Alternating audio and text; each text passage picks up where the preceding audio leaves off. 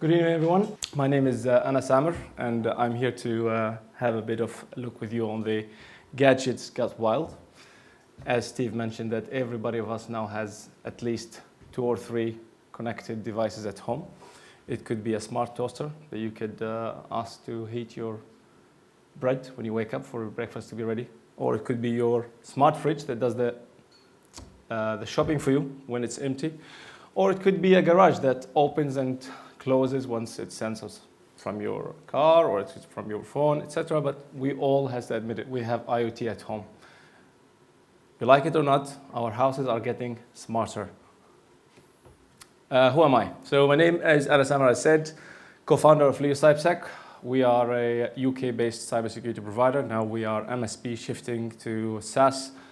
I've been in the cybersecurity for almost 12 years, worked across different companies in the UK, Europe, and globally. My biggest pride is leading a security operation project for the NATO.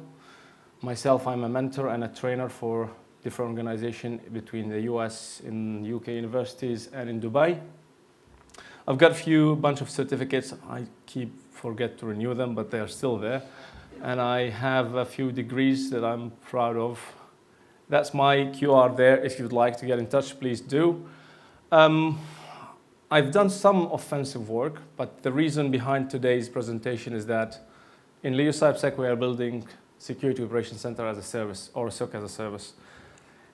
And as a geek, I try to question myself why I don't have a SOC at home. Why I'm more interested to go and protect the clients while I'm just leaving my home exposed. So I took it as a challenge to myself and I set up a SOC at home. And why what I discovered? I discovered that I have no idea who is my Alexa communicating with or who is my cat flaps communicating with. I'm not going to count all the IoT devices I have, but just to let you know that I discovered a lot of the IoT devices I have communicating with the countries, IPs that I don't recognize. And that got me thinking, how can I capture this? And what other vulnerabilities are in the IoT world? And that led me to this here. We have focused a lot on the business and the enterprise, corporate cybersecurity. But what about our household? Is our spreadsheet more important than our household? No. So we have to try to bring the cyber safety that we apply at homes to our domestic cyber security or domestic cyber world. And this is a challenge at the moment because by raising hands, who has here changed their Wi-Fi password in the last 90 days? Okay, we get the right audience. Who has here a guest Wi-Fi for your guests? Okay, anybody using a separate Wi-Fi for your IoT? Okay, so I think we're going to skip the best practices. We have a good audience here. So we've got a lot of devices at home. That's exactly, or not exactly, they use a similar protocols or underlying technology that we use at work. But do we apply any control, any cyber control of them, any protection? I don't think so. Because I don't think any of us will do pen testing regularly. None of us will do vulnerability scanning. None of us will do patching. None of us will do monitoring. If I ask you now, who knows how many people have the Wi-Fi password of your household? Can you count them? 0. Have you ever done a test on the device that connects to your home Wi-Fi? Okay. Definitely I'm not going to visit them. So this is the thing that we need to pay attention for, is that your home network can be a target as your business network. All of these IoT devices, whether it's a camera, whether it's a laptop, whether it's a printer that your guest could connect to your Wi-Fi with, could be an entry for any attacker to your home network. And why does it matter now? We all know that IoT is taking more control of our daily activities. We have a lot of more physical interaction of IoT. As I mentioned before, we get the garages that close and open by a mobile phone. We've got the toaster that turns on and off. We get a barbecue that could turn on and off remotely. All of these devices, they have more and more physical control in our houses. I'm not saying that somebody maliciously might go and turn Steve's barbecue while he's on holiday, but maybe it's a curious teenager who's just exploiting, playing around. He discovered that Steve's barbecue is online and it has a vulnerability. Let's turn it on. What could be the impact at the house? The next is the privacy or the privacy. We have a lot of webcams, baby monitors, we've got the ring bells, etc., etc. These are supposed to be for us, for our safety. They're not supposed to turn our house to a reality Big Brother show. So we should do our best to block intruders from accessing them. We should also, as we talked about Alexa should not share our conversation or our orders. But how can you be sure of that? I'm sure it's sharing it with Amazon. We cannot stop that. But how can you ensure that it's not sharing it with somebody outside Amazon or somebody is sniffing this data shared by Alexa? And the last thing is confidentiality. We all work from home. So for our clients' data, it should be as secure as we work from home as it is when we work from the office. When I send a job to the printer, whether it's a contract, a sale, or an invoice, it should be meant only for me. My printer should not share it or be exposed to an intruder. With that in mind, I would like to just remind everybody, whatever we're going to demonstrate today, it's not very high, hardcore techie, but it's meant for education, and education only, please. If you'd like to trial it, make sure you get the authorization to try any of them. And if you want to have any question, as Steve mentioned, after the presentations, we can discuss what else we can do with these ones. So, in today's IoT world, I chose two to trial with. Smart printing or smart printers and smart cameras. I would like to start with the smart printers. What do you mean by smart printers? So, all of us now enjoy going home, sending a print job to our printer using a phone, or you can tell your robot vacuum to send a printer job, saying, okay, when you scan the living room, send this scan to the printer to print it. Whatever fancy you have to use with printer, it's being enabled by this smart printing. And how is this being enabled? Using something called AppSocket. AppSocket or port 9100, or it's called raw printing or JetDirect. It's been developed by Tektronix. And as all the other enemies of security, it's meant only for user convenience. So make it smooth, easy to make printing, give the user journey the best when it comes to printing. But as any other feature in technology that is only focused on the performance or the user journey, left security behind. There's no security whatsoever in this protocol. And when I say no security, I'm not joking. How hard is it to exploit it? Very simple, very straightforward. These are only 4 online available tools to exploit that open port. And none of them needs any technical background. You got videos, you've got wikis, you get how to use each of them, and we're going to demonstrate my favorite, which is the PRET. How to exploit a printer that has this port open. And by the way, this port is when you have a printer at home, whether it's HP, Canon, etc., you don't open it. It doesn't tell you, do you want to open this port? You just connect it to the Wi-Fi and say, I want to print over Wi-Fi. And the printer say, okay, I'm going to do it, but I'm going to do it my way by opening this port. That's a screenshot of me just running the first one, which is the PRET, the Python script. By running just this command, these 2 words command, the script discovers all the printers on the network. And we're going to show later an example of that. When it does the discovery, it returns the address, device, uptime status, these things all done on the SNMP protocol, which is why the 9100 port runs on.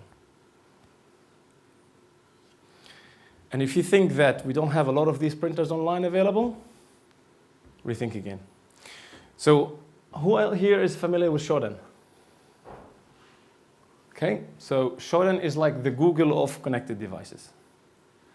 And it's where all the hackers and the cybersecurity world are playing around, doing the searches, trying to discover, doing threat hunting, etc. You will see them all in Shodan. My favorite Shodan is the CLI. I'm not a big fan of the UI of it. So if you see what I done in the search there, we've got 3 printing protocols. We get the PGL, PS, and the PCL. Now, I'm not going to go in details about this. These are 3 printing languages protocols. But the PS is the PostScript one, is the most, you find it in the most advanced printers or the latest models, and gives you much more flexibility to execute commands, to extract things from the printers, and to do more damage. The PCL is the low-level language of the printers. You have a very limited capability to do damage with the PCL. You can still destroy, you can still restart, you can do some, not a active, passive damage that you don't get anything, but you just can DDoS a printer on that one. Okay, so what I'm showing you now is an example of me running the print.py, the Python script, against one local printer I have. So the reason I hid the IP, like, it's not good to expose as well in case anybody connect to my home network, especially Amer. As you can see, I ran it with the PostScript option. Once I ran it with the PostScript option, I'm directly connected. No authentication, no challenges, none whatsoever. Now I have a print shell open on the printer. What can I do? Glad you asked. These are all the options that I can run on the printer itself. So now I own the printer. I can destroy it. If I know something, I can delete it. I can manipulate your printing job. So if you send a printing job that I want to change a number of it, I can do it from here. What do I need to run this? I need to be connected to the same network of the printer. And if I'm not connected to the same network, I can use Shodan, I'm going to show you in a bit, to identify where's the printer exactly by address, get the IP, and run this execution against it. My favorite of the print is the capture. So if you are interested to know what's your neighbor printing, and your neighbor is being kind to give you the password of their Wi-Fi, all what you have to do is just capture start. From that moment on, every print job is being saved to the memory. And you have the capture fetch at the end, where you can extract whatever being sent to the printer. Here I am, capture list. I'm seeing what the jobs have been sent. Obviously, at that time, I didn't send any print job. But you can list as well. You can choose what you want to fetch from your neighbor's print jobs.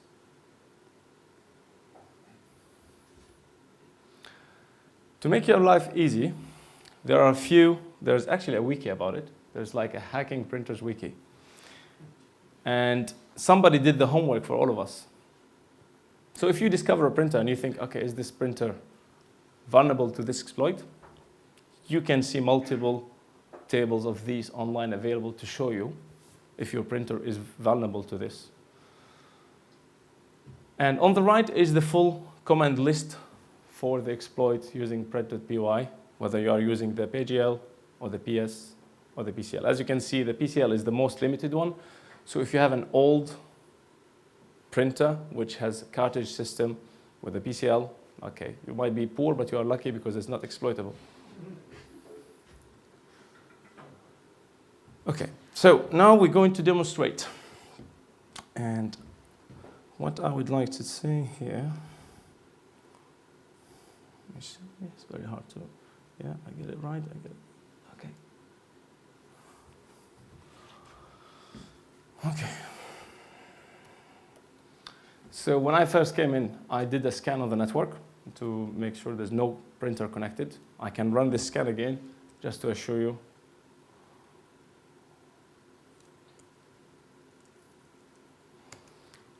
So it's going to scan the network we're connected on. There's no printer connected to this network. So the best practice is isolate your IoT of the guest network. But to show or do a demo, I could leverage my friend Shodan. And I have a searches ready here. Why I chose that model? Because if I bring back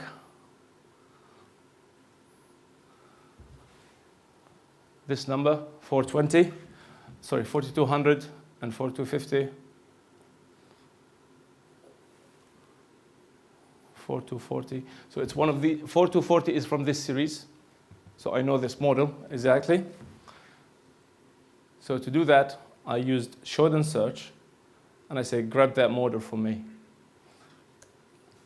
Now what Shodan is going to do is looking for any printer that is using the PGL language, printing language, and I specified grab, obviously, get me that model specifically, and that gave me that IP.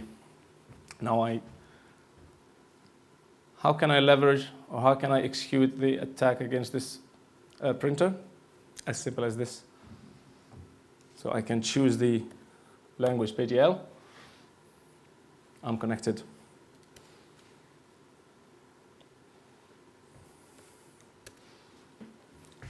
There we go. To make it a bit more exciting, there's an extra command called fuzz. What does this do? The fuzz does, actually let's go the help one. The fuzz command can explore and show all the directories available on the printer to navigate through. But what it also can do, it can do fuzz blind. It can go and try read a lot of files, that common files in the printer, because you never know what the user has saved in the printer, a password, or a printing job, or some memos, etc.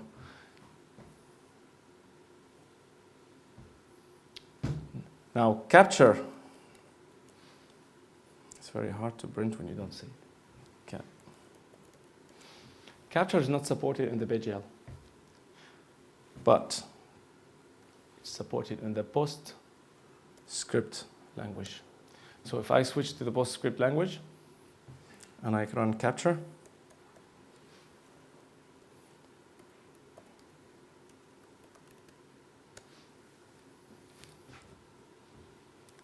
now I'm starting to capture all the printing jobs sent to this printer. For legal reason, we're not going to go any farther than this. But this is how our printers are secure once they are connected to the internet.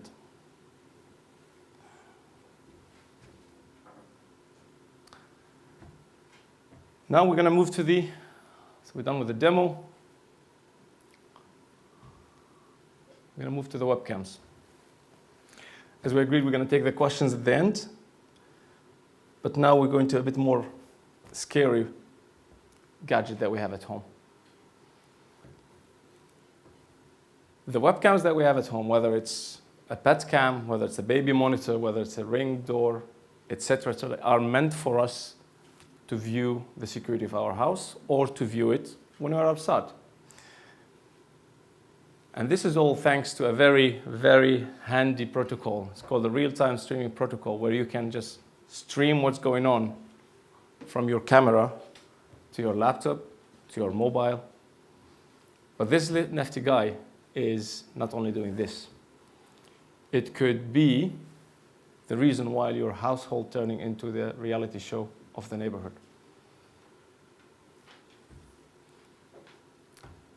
You don't want your camera to be exposed to outsiders, but this is what would happen. You're not the only one who's watching your baby. This is a baby monitor taken. You see the date just taken yesterday. We're going to see a few of them as well. Nobody wants this at their houses. Nobody wants anybody to share the visibility or whatever the stream that you're streaming from your in-house on your webcams. But how could smart webcams content get exposed? Now, this is the thing that kept me awake for the last 3 nights. We have 2 options.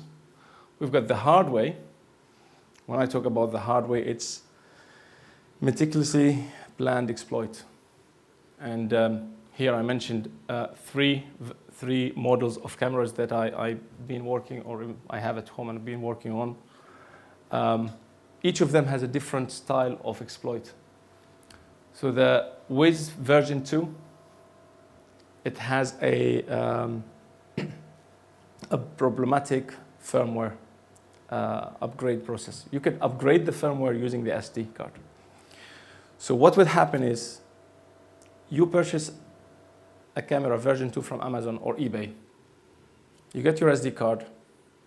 You get the firmware. The firmware has a bug. The bug gives you a backdoor access to the camera. And then you give it as a Christmas present to your friend. So your friend will be like, wow, it's a good gadget. I'm going to put it in my bedroom. That's the hard way to do it. The next one is the version 3. Version 3, it had a vulnerability of unauthenticated DTLS connection, where you could also get access to the root access or reverse shell access to the camera. These two, so the first one, you need to have physical access to the camera, get the SD, do the SD-based firmware upgrade. The next one, you need to be connected to the same network that your camera is connected to. The third one is Hikvision. I'm sure you must have read this word or name before on the news. It was in The Guardian, it was on BBC. About 300,000 camera of this model, they get a vulnerability that was exploited globally. And I put here a link for all the models. It's funny that how they stated it on their website when they do a security update. They bet few models were affected, and then you go few until like a table of 70 plus row. This is the hard way if you want, but this, you should be a target of a really angry hacker who is going to do this effort to get to you, or it could be a neighbor who is also the same, has the password of your Wi-Fi. Or there's the not so smart way. A lot of people go for the cheapest webcams and they just put it straight away. Default credentials, open ports for things they don't use, misconfigurations. You can very simply enable the anonymous login. That means anybody can log into your webcam. How can we find those? I listed here 3. Shodan, my best friend. Then you get Shadow Server. And then you get Zoom Eye. If you go to them and you start search for a specific camera model, you could find a lot of cameras that are vulnerable and available online. You don't have to do any effort whatsoever.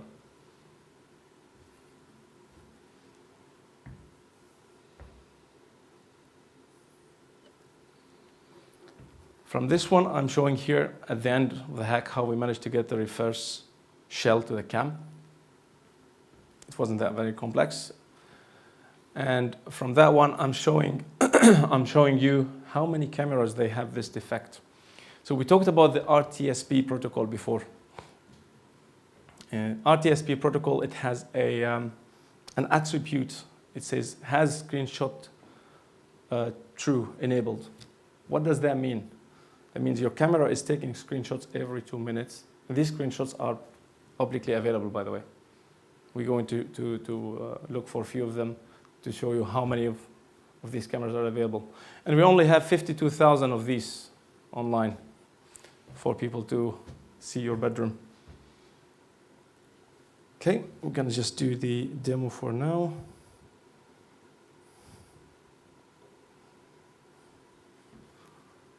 Get very hard to...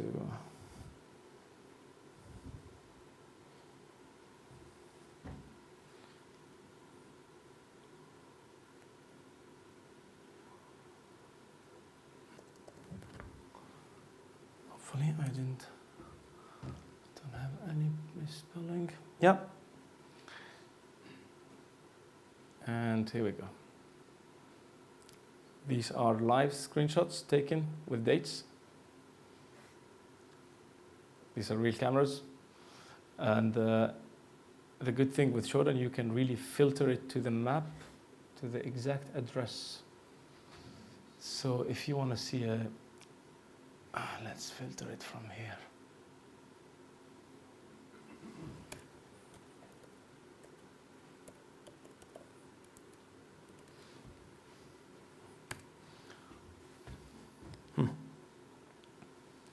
Let's filter the city as well. I prefer city. Where's that? Camberley. Is it there? Let's do. I'm not sure if it's in the list.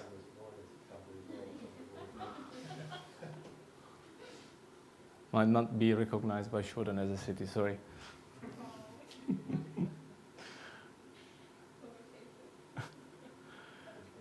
And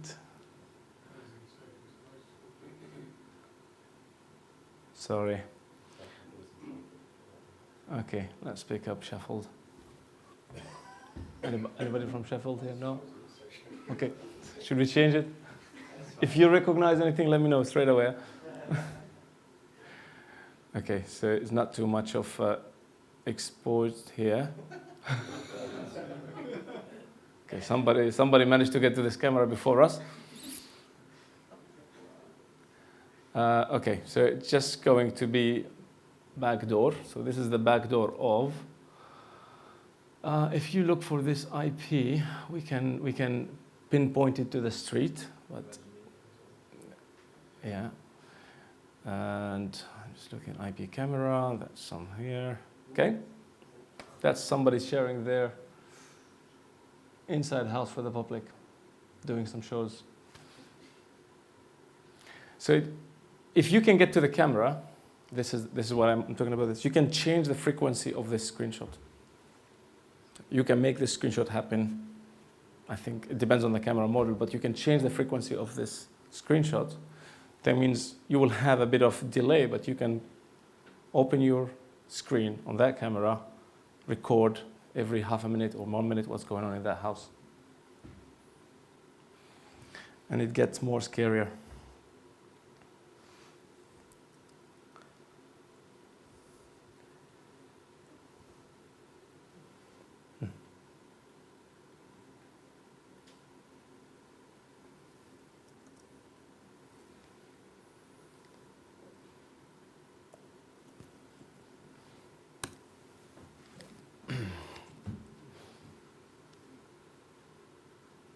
You could watch TV with somebody just because they're using a webcam that has no security whatsoever, no control.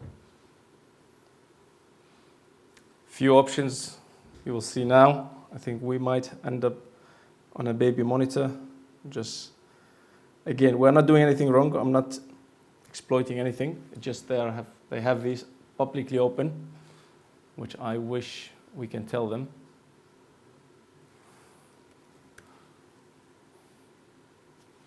Okay, somebody's fan. I don't know what could be here. What effort did I do to get to these webcams?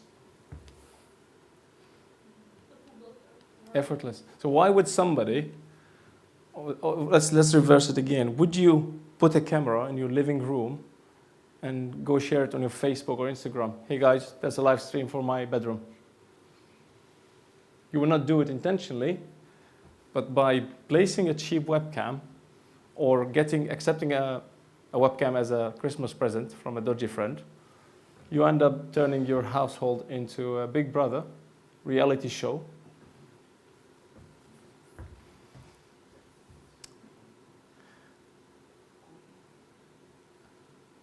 Now, how did I get to these webcams, guys? Who here use Shodan? Do you do this for webcams? I've done Google Dorking for webcams. Yeah. So the Google Doc, where you specify the URI, these are public webcams that are meant to be open, like for weather, for disasters, or for storms, etc. But these people, I'm not sure they are doing it on purpose. You can sometimes find stuff like this. In Google Docs. Yeah. And this is only for webcams, by the way. You can also use Shodan for a lot of other IoT devices that you could discover that are exposed here. Alexa. Obviously, Amazon will not allow it to be there, but if there's any vulnerability that's detected and exploited, you can find them here straight away.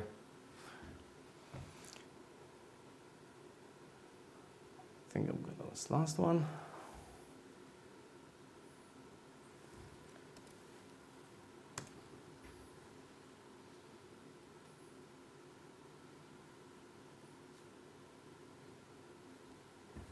Not connected.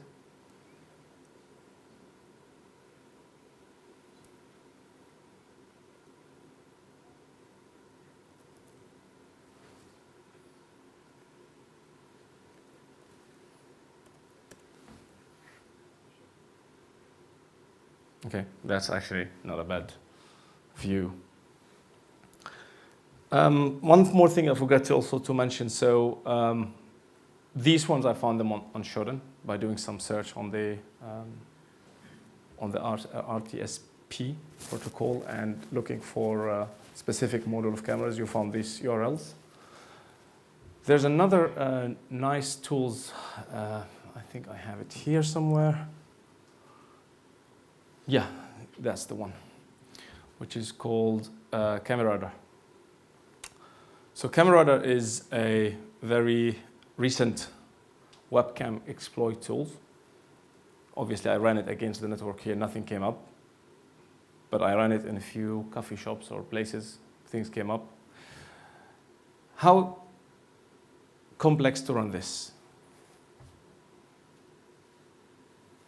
If you go to the wiki of Ola Kut, is the creator of this exploit, it's really detailed in steps how to do it.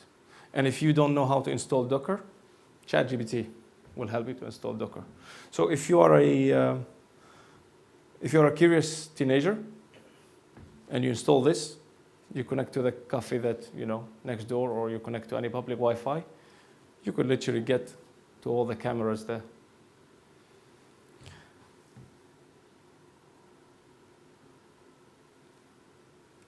Okay, now how to fortify IoT and avoid unscripted dramas.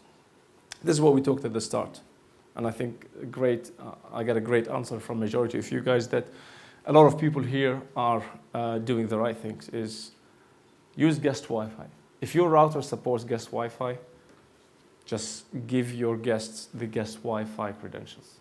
No need to share your Wi-Fi with anybody else. It's like when you go to a company. When was the last time you went to a company and they told you, oh, here we go, connect to our Wi-Fi? Every company, every business, they have a guest Wi-Fi for a reason. If your router also supports multi-channels or multi-Wi-Fi channels, separate your use from the IoT, from the guest. Don't ignore firmware updates. We all get this notification on our iPhones or Androids. You've got a new iOS version. You need to update. Why you ignore it when it comes about your smart device? So always update, because the update of the firmware is not to make it any fancier, believe me. We all know here, the main drivers of any patching or any update or any upgrade is security. So straight away do the upgrade.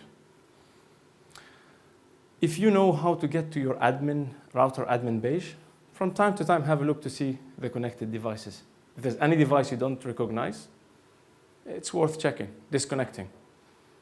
Because I'm telling you from personal experience, I had a Wi-Fi extender that I purchased 5 years ago. I plugged it, the Wi-Fi extender, you just plug it, and then I bought a big closet in front of it, and I forgot about it. And that's when I started the home or the domestic SOC, and I realized, okay, I have a device I don't recognize, and I don't see it anywhere. You will be surprised how many devices you don't recognize connected to your Wi-Fi. And the last one is disable any unrequired feature or port. When you set up a new IoT at your smart home, don't go for enable all, because enable all on the fancy app means open a lot of ports and increasing your attack surface. And with this, I would like to, I don't know, Steve, should we open for QA now or at the end? At the end. Okay, so I would like to thank you all. It's been a pleasure. Thank you, Surrey Cluster, Cyber Cluster. Thank you, Steve. Thanks, everyone. My name is Amer. If you'd like to get in touch, please do.